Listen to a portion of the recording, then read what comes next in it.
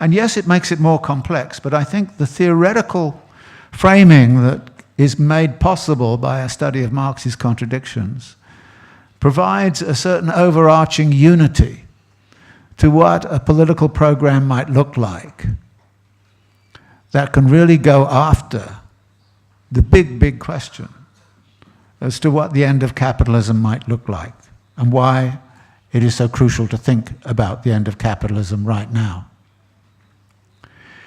And in so doing, I think it's important also to accept that actually capital is extremely resilient and capital is completely unmoved by any humanist concerns or interests. Capital can survive in the most appalling ways that you can imagine. And it's up to us as human beings, it seems to me, to sort of start to pose and ask, where is the alternative? And what shall the alternative look like? And there are some simple answers, which I suggest at the end of 17 Contradictions. We should be looking for a society that provides adequate use values to all, and we should minimize the capacity of anybody to extract wealth from the exchange value system in the provision of those use values. We've been through 30 years of privatization in which, for example, healthcare, education, housing have all become commodities to be traded, in the United States at least. And to the degree they have, it means that actually the provision of those use values, which used to be free, has become actually commodified. We need to take things in the other direction. Housing should be seen as a human right, not as a commodity.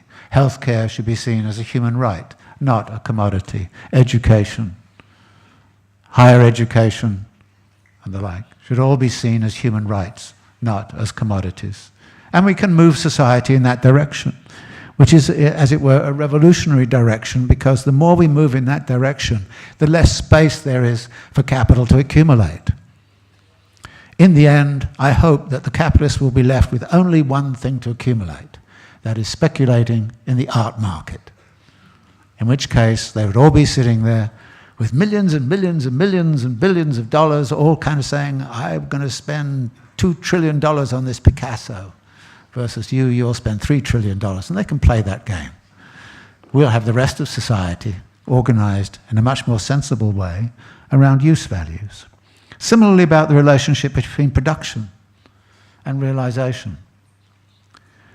A feudal economy was based on needs, human needs, and the production of value was secondary. We've inverted that. And the production of value is now primary, and we define and redefine human needs as those things which have to be constructed in order to absorb that production. We have to reverse that and go back to a needs-based society, one which is not driven by the production and of value and surplus value. So by thinking through those things, you have a framework.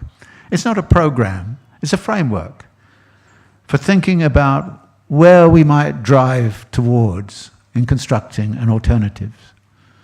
So what I hope to have done is to define, as an anti-capitalist, you have to move in one or other direction around these contradictions.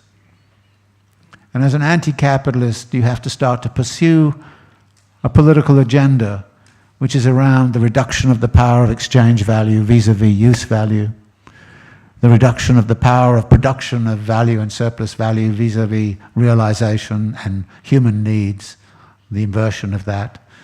These are the sorts of moves we need to make. And it's not beyond our wit and our understanding to be able to make them. In other words, it is, in the end, quite simple. But the simplification comes about only, it seems to me, through a proper theoretical elaboration of what the contradictions of capital are really all about. So thank you very much.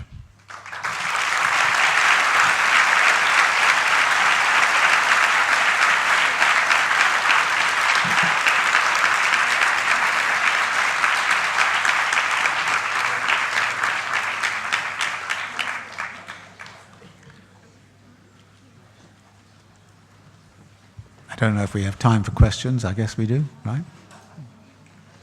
Yeah.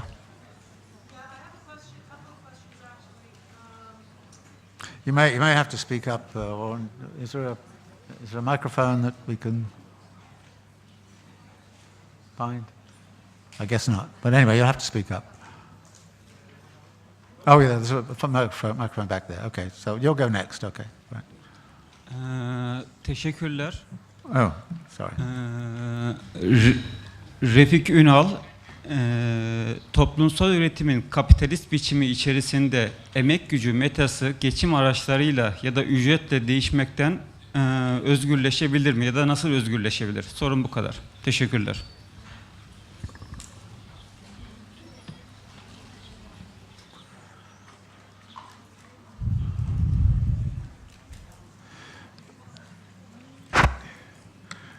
Yeah, one of the contradictions,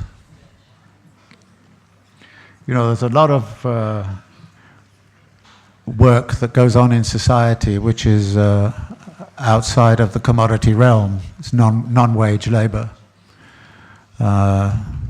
This is typically, of course, household labor, but it's not only household labor. You will find a lot of work of this kind going on in the peer-to-peer computing community.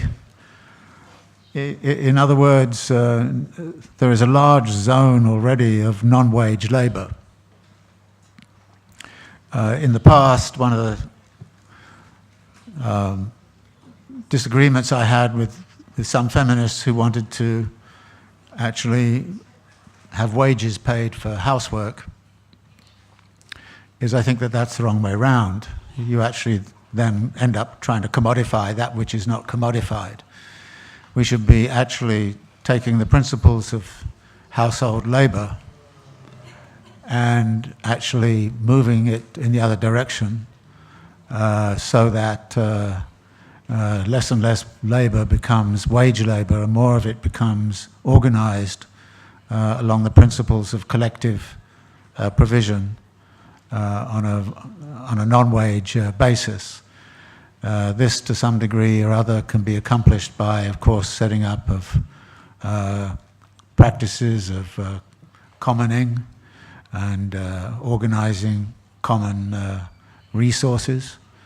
It can also be set up by not so much worker cooperatives that are embedded within the capitalist system, but solidarity economies, and the like. In other words, there is a way in which we can start to think about the extension of the principles of household labor into the economy more generally, so that we become less and less dependent upon the wage labor relation as being crucial. Now that's obviously going to take a long time, given the international division of labor and our dependency on a very complicated international division of labor.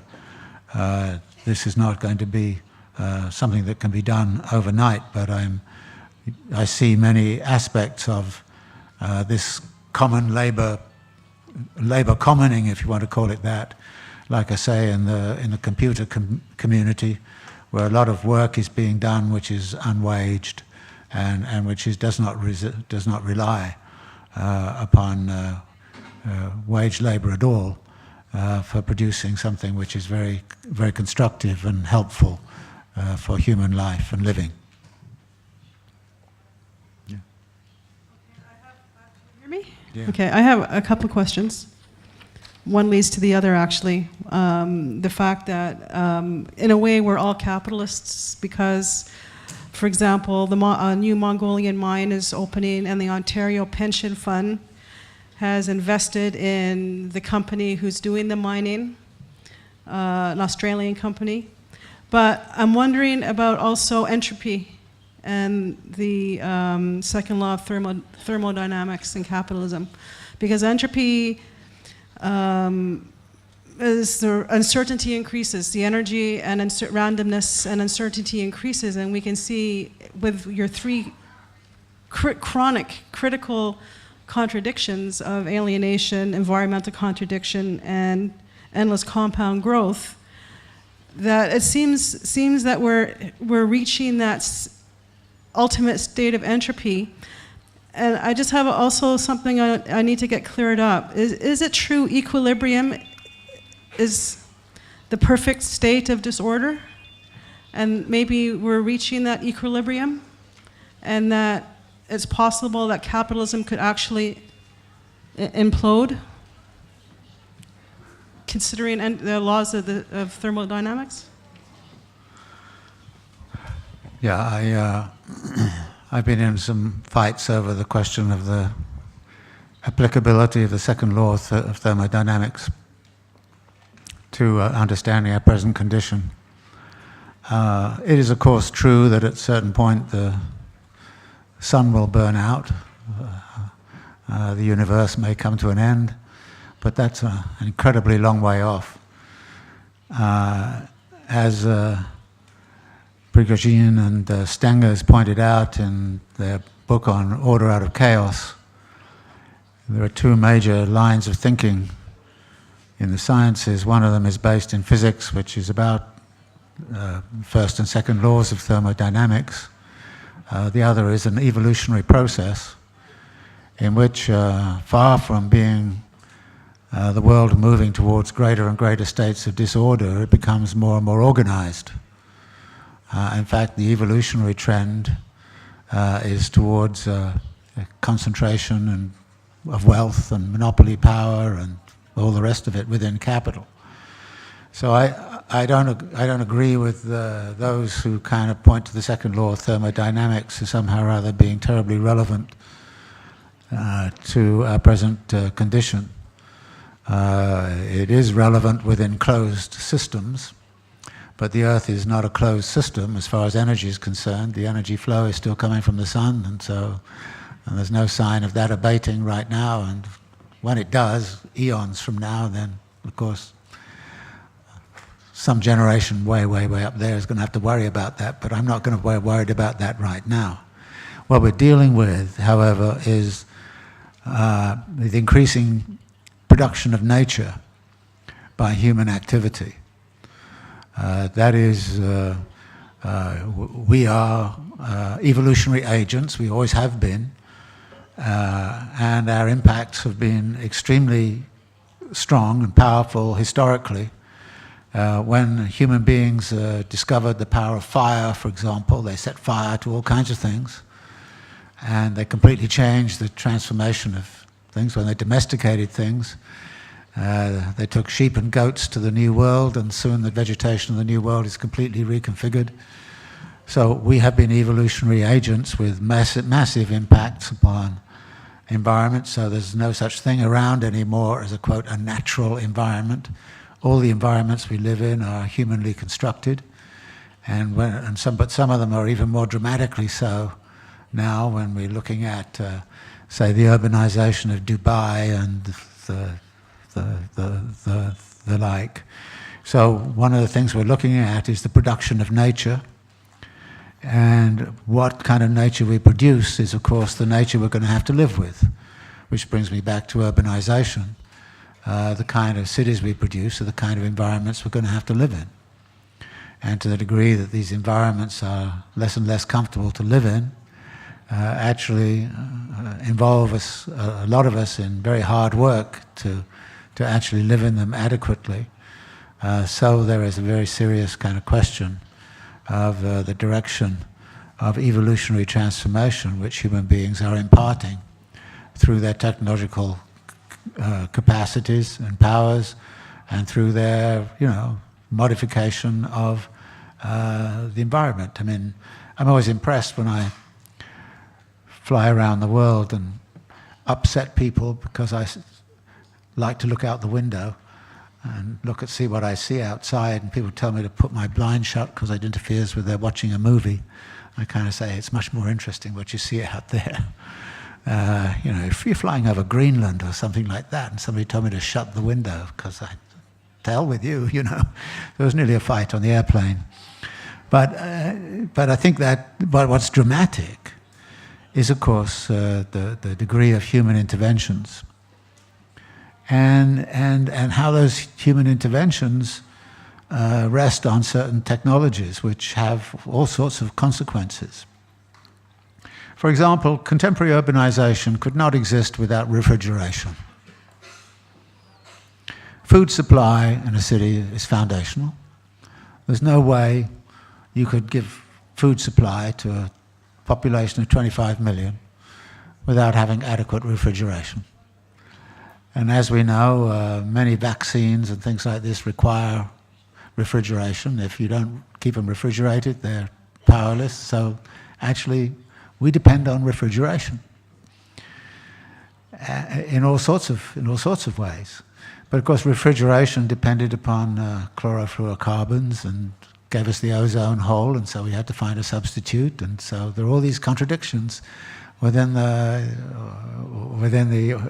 technology and the lifestyle and the environmental aggregates. So I think that those are the sorts of things we should be looking at and concerned with. And as I say, I don't really get into. I don't rate very high the whole kind of question of second law of thermodynamics is somehow or other something which is terribly relevant to what's happening.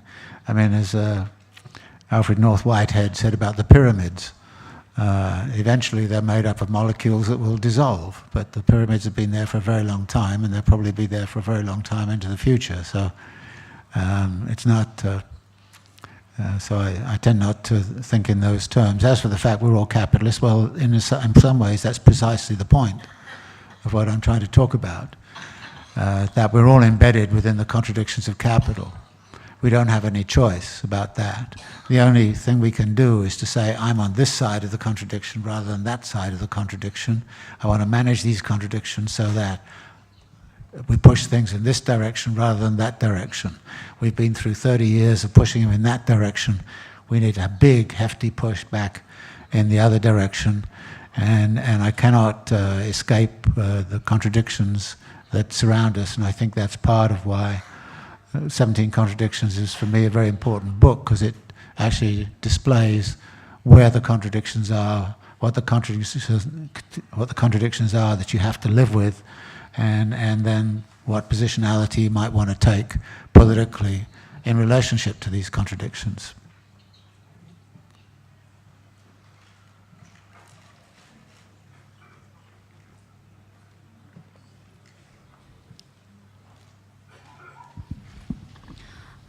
Teşekkür ederiz geldiğiniz için.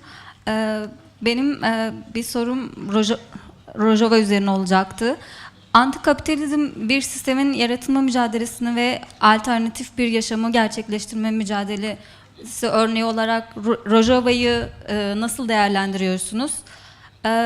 Ve tüm bu konuşulanların sonunda Rojava'nın yeniden inşa süreci için ne söyleyebilirsiniz?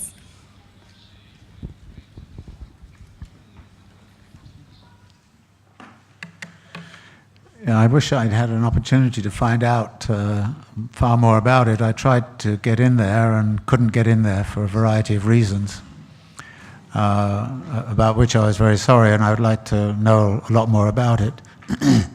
What I would say is that I've always, as a geographer,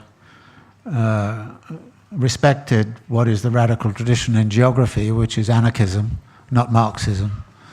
And I've always had, therefore, a certain kind of respect for certain lines of anarchist thinking. And that certainly includes the work of Murray Bookchin, who I've referred to a number of times. And like, I think, in Rebel Cities, I pointed out that I thought that his was one of the most imaginative schemas for handling certain issues about managing the commons, and I've been very supportive about trying to bring Murray Bookchin's ideas forward. To the degree that these have become become influential in some way in Rojava, I would think that this is a very positive development. I would want to know exactly how it's working on the ground. I know the theory of it. I read accounts of it. But I've been around long enough to know that accounts of what's going on don't always match so well with what's actually going on. So, like I say, I wish I had an opportunity to see it firsthand and try to talk it firsthand with those who are attempting to institute these new structures of governance and governmentality, which are not only, I think, of concern in Rojava, but also, I think, in Ahmed and other parts of northern Kurdistan. So, yeah, I have very positive feelings about it, but I really am not in a position to judge. To what degree would I want to talk about the reconstruction of the Rojava area? I think there are a number of, again, I wish I'd had the chance to consult more with some of the people involved in the reconstruction. There is, I think, a very interesting experiment going on right now in Gaza, of all places. A group of people have got together to try to redesign urbanization in Gaza on different urbanistic principles, including some of these governance structures. So I would be I have a very positive view of this, but again, I'm not really in a position to kind of say, hey, it's great, it's all working or anything, because So I just hope that it is allowed to flourish. I think there's a clear danger to it all of the time, of course, and I think that it deserves to flourish. And I would hope to see, given the complexities of the positionality of the current Turkish government vis-à-vis the PKK and vis-à-vis the Kurdish movement and so on, and given all the other complexities that exist in this region, I can see that it's going to be hard work to try and keep it open. And I think that to the degree that international support can be mobilized in support of what is happening in Rojava, I would kind of say that we should do whatever we can to try to support the possibilities which are being explored there.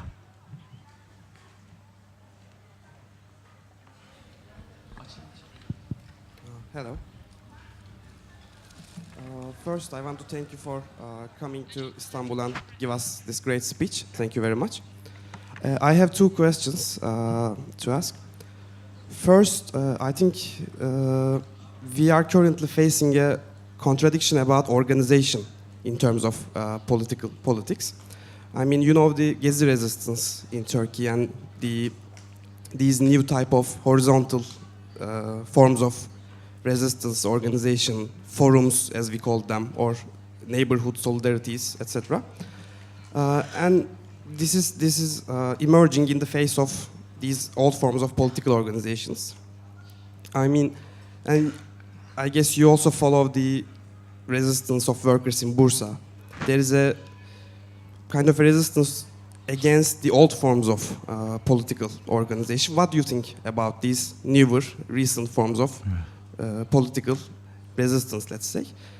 And my second question is about the more moderate forms of opposition. I mean, we have the elections now, and we have these opposition parties which promises a lot of things that we mostly know that they won't be able to do them. I mean, it's sometimes even difficult to fight these moderate forms of, social democratic or democratic in USA or labor in UK. I mean, do you have any recommendations or thoughts about these two, we may say them, contradictions as well? Thank you very much. Yeah, I'm on record of being a bit of a critic of what seems to me a dogmatic interest in pure horizontalism as a form of organization. I think it has limited capacities and powers.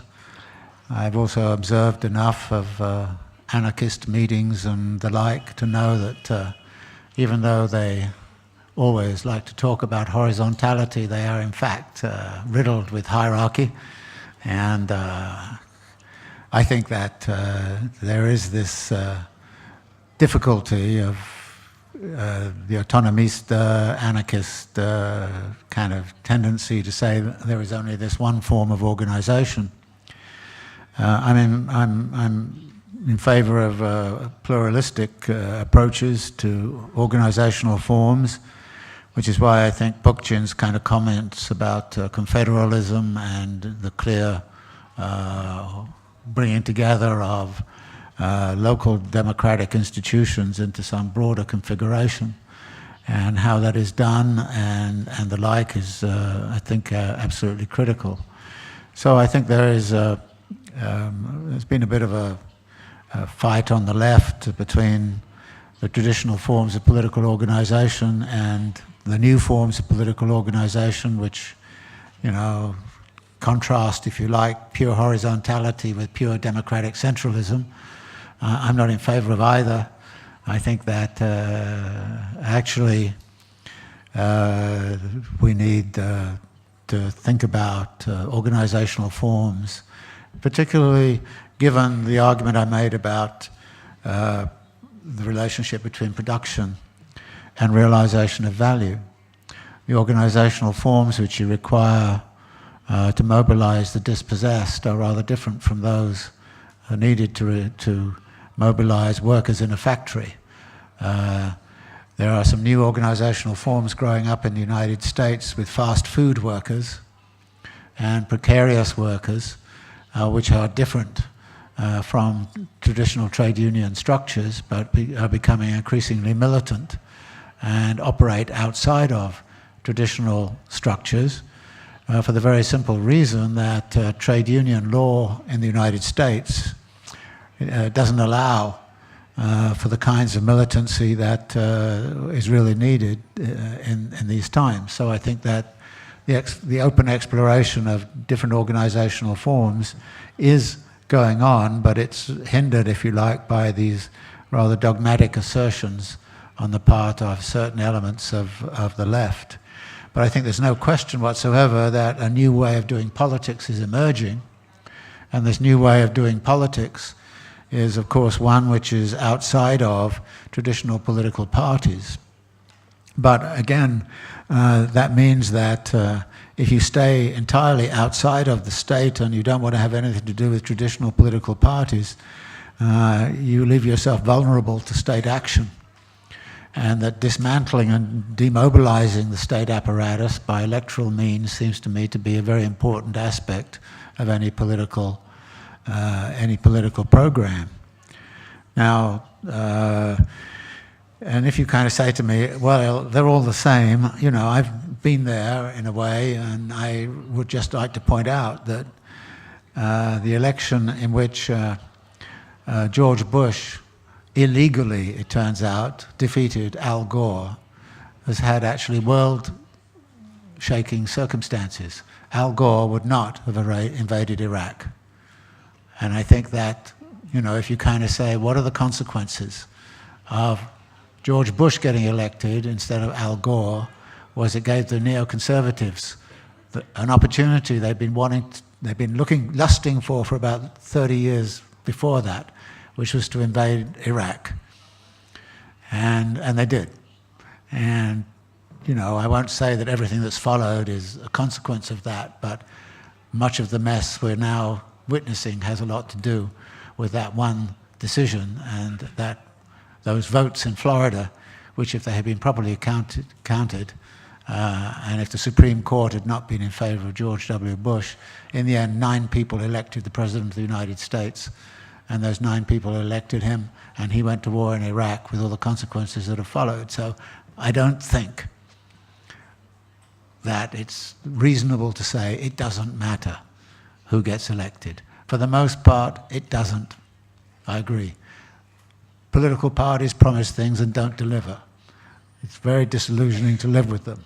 I've had to live with the Obama phenomena for 8 years, and boy, has that been miserable. But on the other hand, I think that I'd rather have Obama than McCain.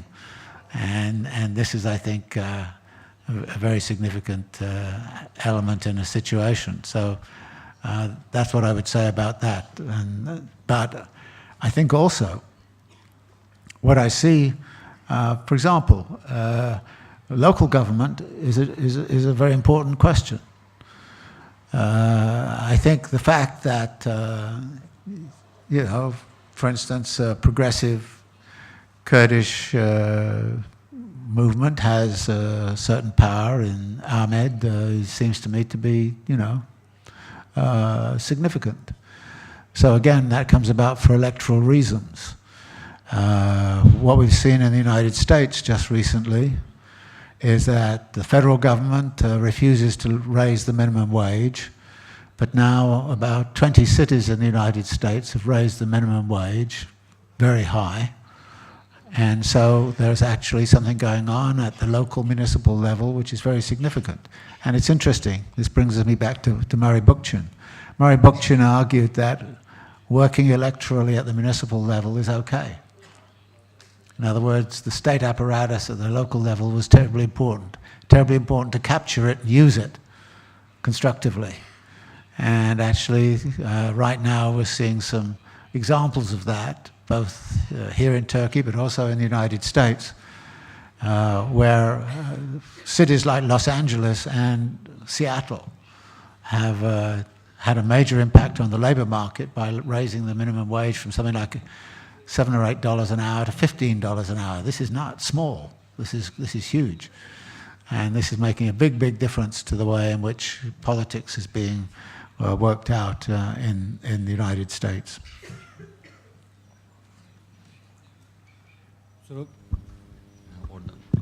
Kusura bakmayın, araya ben geliyorum ama programımız gereği son 2 soruyu alacağız arkadaşlar ve sonrasında da kendisi de çok yoruldu, bizler de yorulduk.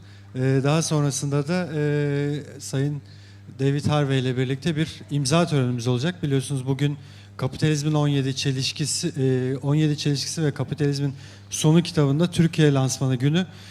Sel Yayıncılık'la birlikte de şu anda kapıda bulunan masada tam auditorium girişinde de kendisi kitaplarını imzalayacak. Buna da fırsat verelim. O nedenle sizden ricamız sadece son 2 soru ve sonrasında da imza töreni.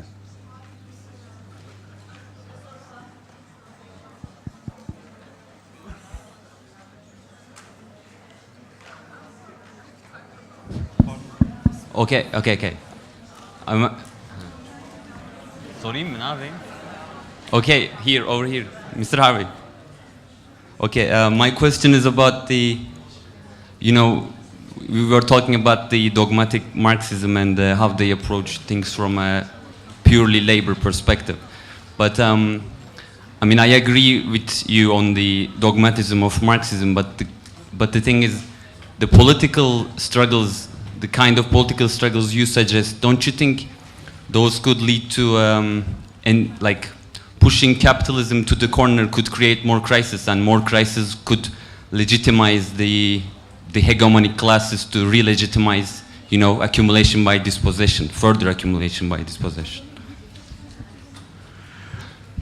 Yeah, I mean, in principle, it is perfectly possible. I think in many ways, working class movements, particularly in Europe and even in North America, in the late 1960s and early 1970s, in addition to working class movements in some other parts of the world, like Latin America, certainly pushed capital towards a